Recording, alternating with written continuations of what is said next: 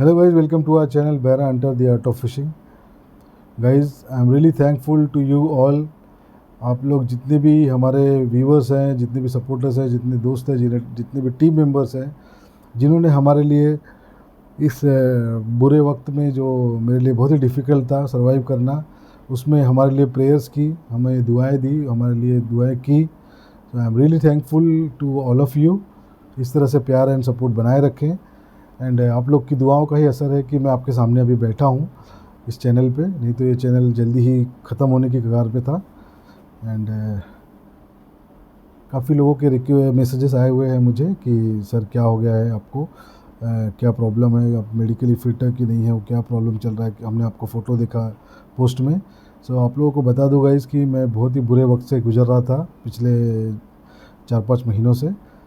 And ये video बनाने का मकसद भी मेरा यही है कि जितने भी हमारे प्यारे दोस्त लोग हैं, आप लोग को मैं अपना एक्सपीरियंस शेयर कर सकूं, सो दैट जो भी ये पीरियड चल रहा है पेंडेमिक का, इसमें जिस तरह से मैं इससे उभर पाया हूँ, अपनी जान को बचा पाया हूँ, उसी तरह से जो मेरा जो एक्सपीरियंस है, जो मेरे साथ बीती है, एंड कैसे मैं उससे फ़ाइट कर पाया, उसको सुनकर आप लोग भी शायद इससे काफ़ी लड़ाई में आपके लिए हेल्पफुल होगा.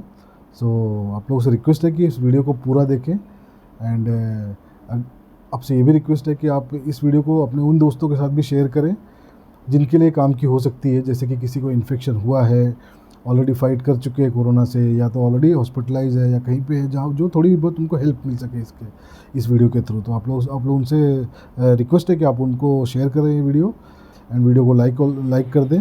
एंड अगर चैनल पे नए हैं आप, तो चैनल को सब्सक्राइब कर दें. हमारा चैनल, जबकि आपको पता ही हमारा फ़िशिंग से रिलेटेड चैनल है. सो इसके बाद जैसे कि आप देख रहे हैं, मैं सर्वाइव हो चुका हूँ. सो मैं अभी आने वाली वीडियोज़ आपके लिए कंटिन्यूसली रोल आउट करता रहूँगा. So thank you so much guys for supporting our channel. Without wasting any time, let's start the video guys.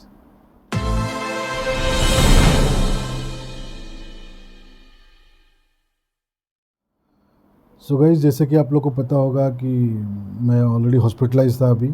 And अभी मैं जस्ट घर पे हूँ. मैं डिस्चार्ज मिल गया मुझे हॉस्पिटल से. एंड उसी का ही मैं आपको स्टोरी बताना चाहता हूँ कि मैंने किस तरह से इसको सस्टेन किया, एंड क्या क्या प्रॉब्लम्स हो रही हैं कोरोना से इन्फेक्शन होने के बाद, जिसकी वजह से लोग अपनी जान और माल का नुकसान सहना पड़ रहा है लोगों को. And very silly mistakes and very छोटी छोटी चीज़ें हैं जिसका ध्यान हम नहीं देते हैं, तो हमें कितना बड़ा लॉस झेलना पड़ता है. एंड हमारा इग्नोरेंस, जो हम इग्नोर करते हैं, अपने हेल्थ को इग्नोर करते हैं, इसको हम बहुत ही लाइटली लेते हैं, जिसकी वजह से हमें बड़ा झटका सहना पड़ता है. जैसे कि आपने मेरा एग्जाम्पल देखा ही है कि मैं किस तरह से इतने बड़े झटके से बाहर आया हूँ. सो गाइज़, मैं आपको बता दूँ, मुझे कोरोना इन्फेक्शन हुआ था मार्च में, नियर अबाउट 20-25 के मार्च के आसपास इन्फेक्शन हुआ था. एंड 17 अप्रैल के आसपास मेरा ठीक भी हो गया था विदाउट एनी कॉम्प्लिकेशन. घर पे ही होम क्वारंटाइन थे हम. हमारी पूरी फैमिली होम क्वारंटाइन थी. मेरे बच्चे को, बीवी को, सबको हो गया था corona. I was the last one जिसे इन्फेक्शन हुआ था घर में. बट टचवुड, एंड ऊपर वाले की कृपा है कि किसी को भी जान का नुकसान नहीं हुआ. And everybody is fine. And उसके बाद जब 15-20 दिन के बाद, इन्फेक्शन के 15-20 दिन के बाद मैं डॉक्टर को कंसल्ट किया, क्योंकि मुझे ऑलरेडी इस चीज़ का टेंशन था कि मैं खुद अपने बॉडी को और फिट करना चाहता हूँ. मैंने ऑलरेडी इनिशिएटिव लेना स्टार्ट कर दिया था by quitting smoking and all. तो डॉक्टर ने मुझे सजेस्ट किया कि आप पूरा बॉडी प्रोफाइल निकालो, रिपोर्ट्स निकालो. उसके हिसाब से मैं आपको सजेस्ट करूंगा आपका BMR रेशो क्या है, बहुत सारी चीज़ें हैं, टेक्निकल चीज़ें. उन्होंने सजेस्ट किया कि आप वो रिपोर्ट्स निकालो. प्लस उन्होंने मुझे ये भी चीज़ बताई कि आपको ऑलरेडी कोरोना इन्फेक्शन हो चुका है, एंड आप लोग इस चीज़ को लाइटली मत लो. अभी आपको बहुत ही ध्यान देना पड़ेगा अपनी बॉडी के ऊपर, खास करके मुझे, क्योंकि आई वॉज अ स्मोकर. सो उन्होंने बोला कि आपको हार्ट अटैक्स का काफ़ी चांसेस है. तो ये उन्होंने मुझे ऑलरेडी इन्फॉर्म कर दिया था. ये मैंने बोला क्यों ऐसा सर? बोल रहे ये लोगों को ध्यान में नहीं आ रहा है अभी.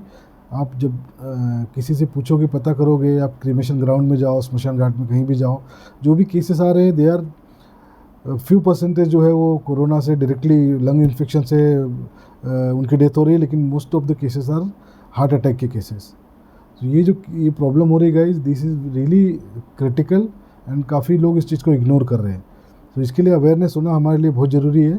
सो उन्होंने हमें बोला कि जैसे ही हम स्मोकिंग करते हैं या हमें हमारे लंग्स इतने पावरफुल नहीं है या हम ऐसे सिटी में रहते हैं जहाँ बहुत पोल्यूशन है, वहाँ पे ज़्यादा करके लोगों का हीमोग्लोबिन का लेवल हाई रहता है।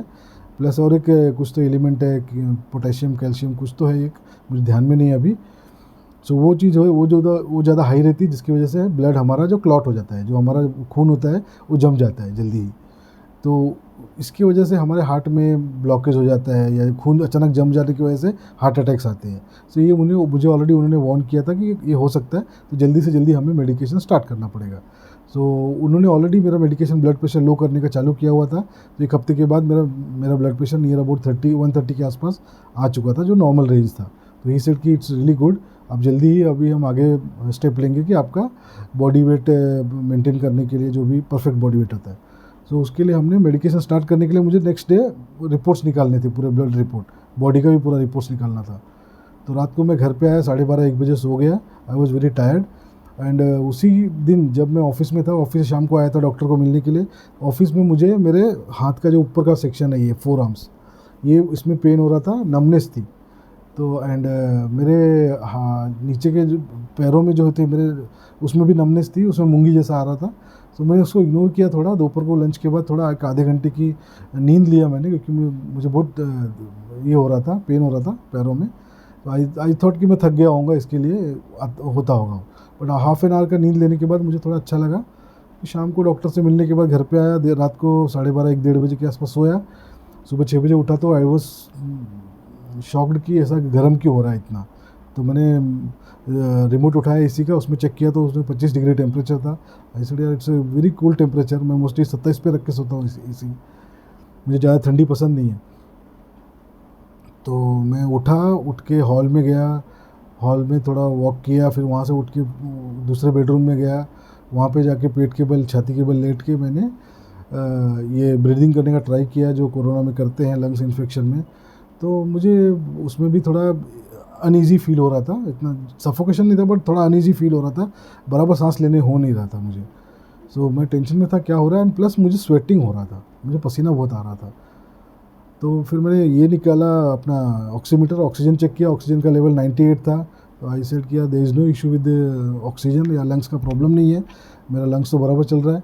तो मैं कंफ्यूज था एंड मैं सोचा क्या करूँ अभी। तो मैंने मेरी वाइफ को उठाया कि आप उठो ज़रा, मुझे ब्लड प्रेशर चेक करना है, उसका मशीन नहीं मिल रहा है मुझे, आप मशीन ला के दो। तो उसने पूछा क्या हुआ, मतलब बहुत स्वेटिंग हो रहा है मुझे।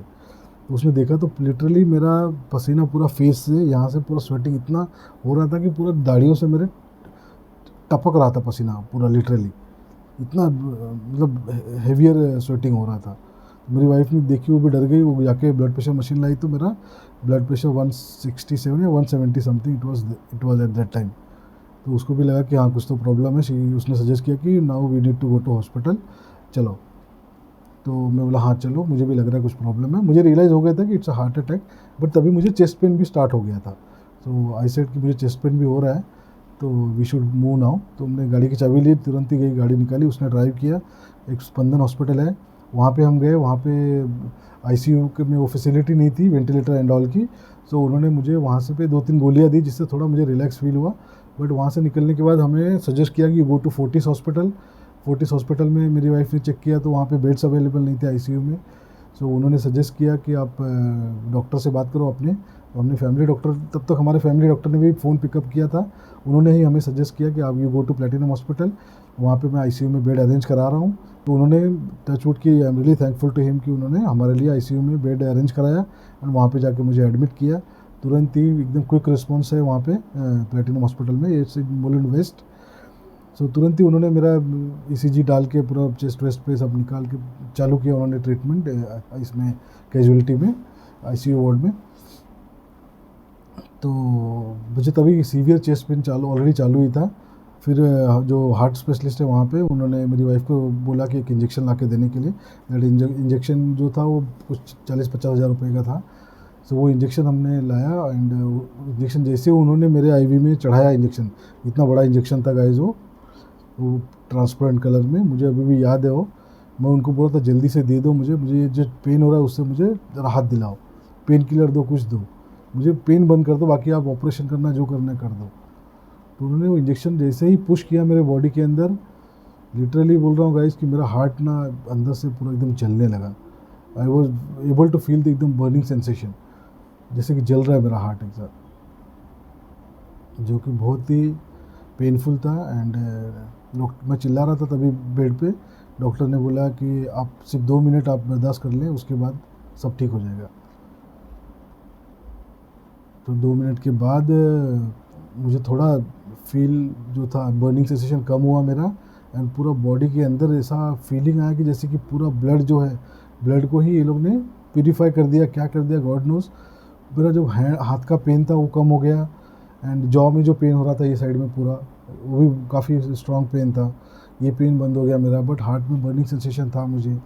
थोड़ा टाइम के बाद, एक नियर अबाउट 2 आवर्स के बाद, फिर बर्निंग सेंसेशन भी मेरा कम हो गया। तो मैंने, डॉक्टर ने पूछे, कंटिन्यूसली वहीं पे खड़े थे मेरे बेड पे ही आईसीयू में। उन्होंने कंटिन्यूसली मेरे से फीडबैक ले रहे थे, क्या हो रहा है, कहाँ हो रहा है, अभी क्या फीलिंग है आपको, कैसा लग रहा है, कहाँ पे पेन कम हो रहा है, ज़्यादा हो रहा है। कंटिन्यूसली ही वाज आस्किंग मी। सो वो ठीक होने के बाद फिर मुझे रिलैक्स हुआ, मेरी वाइफ को भी रिलैक्स हुआ, उसको भी बताया उन्होंने कि now he is okay, stable now. So उन्होंने मुझे बोला कि we need to get your this thing done, क्या बोलते हैं, एंजियोग्राफी। एंजियोग्राफी जो रिपोर्ट आता है हार्ट का, वो है। तुरंत ही उन्होंने एंजियोग्राफी के लिए मुझे बोला। हम लोग बोले चलो, he did the angiography. Angiography में हमें पता चलता है कि कहाँ पे ब्लॉकेज है या एग्जैक्ट क्या प्रॉब्लम है, वो हमें पता चलता है एंजियोग्राफी में। तो एंजियोग्राफी करने के बाद हमें मालूम पड़ा कि जितने भी ब्लड क्लॉट्स हुए थे हमारे बॉडी में, जितने भी जमे थे ब्लड, वो अपने रिलीज़ हो गए बिकॉज ऑफ दैट इंजेक्शन। क्योंकि हमारी बॉडी ने बहुत अच्छे, मेरी बॉडी ने काफ़ी अच्छा रिस्पॉन्स किया उस इंजेक्शन को। सो जितने भी क्लॉट बने थे, कितने भी जमे हुए खून थे, वो सब डिजॉल्व हो गए एंड रिलीज़ हो गए। जिसकी वजह से मेरे हार्ट के अंदर भी जितने भी ब्लॉकेज थे वो क्लियर हो गए। खाली एक पोर्शन ऐसा था जहाँ पे पतली थैली के झिल्ली के जैसा होता है, वो फ्लैप कर रहा था। मेन जो नस होती है हमारी हार्ट की, उसके अंदर ऐसा सा फ्लैप हो रहा था उसका। तो डॉक्टर ने मुझे दिखाया, लाइव दिखाया मुझे मॉनिटर पे। उन्होंने बोला देखो ये चीज़ें आपको काफ़ी नुकसान दे सकती है इन फ्यूचर, क्योंकि अगर आपने ऑयली चीज़ें खाया, फ्राइड चीज़ें कुछ खाया एंड आपका कोलेस्ट्रॉल लेवल बढ़ गया, बिकॉज ऑफ दैट कोलेस्ट्रॉल आपको वो उसमें जमने की वजह से वो वापस हार्ट में ब्लॉकेज आ सकते हैं, तो आपको लाइफ में प्रॉब्लम हो सकती है। सो आई रिक्वेस्ट कि अभी हम कुछ ना कुछ इसका इलाज कर लें। आई सेड कि आपको जो ठीक लगता है आप करें। तो उन्होंने सजेस्ट किया कि we will go for angioplasty. तो तुरंत ही मुझे इसी ऑपरेशन थिएटर के बेड पे ही डिसीजन लिया, और वहीं पे उन्होंने एंजियोप्लास्टी भी करके मेरे जो सेक्शन था वहाँ पे स्टेन लगा दिया। कुछ तो होता है स्टेन जैसा, कुछ पार्ट होता है जो हार्ट के हमारे नस में लगाते हैं, तो वो लगा दिया। तो उन्होंने बोला ये परमानेंट इसका सॉल्यूशन हो गया, नहीं तो हमको इशू देता था ये लाइफ में। सो उसके बाद में 5 दिन तक आईसीयू में ही था। एंड वहाँ से फिर बेड की रिक्वायरमेंट आई, दूसरे और भी इमरजेंसी वाले केसेस आ रहे थे। तो उन्होंने मुझे रिक्वेस्ट किया कि आप, जनरल वार्ड में भी उनके पास बेड नहीं थे, क्योंकि कोविड का हॉस्पिटल है वो, उसमें कोविड पेशेंट भी है, हार्ट स्पेशलिस्ट भी, हार्ट का भी हॉस्पिटल सेक्शन है और कोविड भी है। बट जनरल वार्ड्स में मोस्टली मैं भी प्रीफर नहीं कर रहा था कि मुझे जाना नहीं उसमें।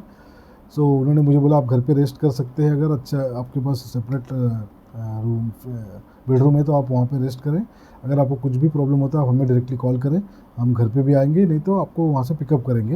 एंड आपको कुछ इशू टेंशन लेने की ज़रूरत नहीं है, मोस्टली आपका इश्यूज़ अभी रिजॉल्व हो गए। 4 दिन हमने मॉनिटर भी किया है आपको। सो हमने डिस्चार्ज लिया एंड हम लास्ट सैटरडे नाइट को घर पे आ गए। तब से मैं अभी 4-5 दिन से बेड रेस्ट पे ही था। आज पहला दिन है जब मैं थोड़ा हिम्मत करके बैठा हूँ एंड थोड़ा वॉक किया है मैंने आज, क्योंकि प्रॉब्लम ये हो रहा था कि मेरा लो बीपी हो रहा था, जिसकी वजह से मुझे चक्कर आ रहा था। सो आज का दिन ऐसा है कि थोड़ा मैंने दोपहर के टाइम पे भी खाना खा के थोड़ा वॉक किया एंड आज बैठ के थोड़ा वीडियो रिकॉर्ड कर रहा हूँ, ताकि मुझे भी जल्दी से जल्दी इस इन्फॉर्मेशन को आप लोगों को बताना है, ताकि जो लोग हैं हमारे दोस्त यार, हमारे फैमिली मेम्बर्स हैं, आप लोग इस वीडियो को देखकर एटलीस्ट वो सीख ले सकें एंड किसी की जान बचा सके, तो it will be really helpful for जो भी हमारे बंदे सफ़र कर रहे हैं इस बीमारी से। So this is my story guys, जो मैं अभी तक झेल चुका हूँ मैं। सो आप लोगों से रिक्वेस्ट है कि आप लोग अपना ध्यान रखें। जितने भी लोग कोविड इन्फेक्टेड हैं वो लोग जितना जल्दी हो सके जाके अपना ब्लड प्रोफाइल का पूरा रिपोर्ट निकालें। प्लस अगर आपको आँखों में या कहीं पे कोई पैचेस आ रहे हैं तो उसका ध्यान दें, आई स्पेशलिस्ट को दिखाएं, आँख के डॉक्टर को। जैसे कि मेरा अभी नंबर का चश्मा जो है वो नंबर जो है वो बढ़ चुका है, तो ऐसा मैंने नोटिस किया है कि काफ़ी लोगों के आँखों के भी प्रॉब्लम्स आ रहे हैं कोविड से लड़ने के बाद, ठीक होने के बाद। सो आप लोग से रिक्वेस्ट है कि छोटी छोटी चीज़ों पे बॉडी पे ध्यान दें, पूरा चेकअप करा ले। डॉक्टर से ऑलरेडी मैं तो बोलूँगा कि जितने भी ब्लड थिनिंग का मेडिसिन है वो भी ले लें। आई डोंट थिंक उसका कोई साइड इफेक्ट होगा, फिर भी आप एक बार डॉक्टर से कंसल्ट कर लें, डॉक्टर से बात करके वो चीज़ चालू करा लें, सो दैट आपके साथ में ये हादसा ना हो सके गाइस।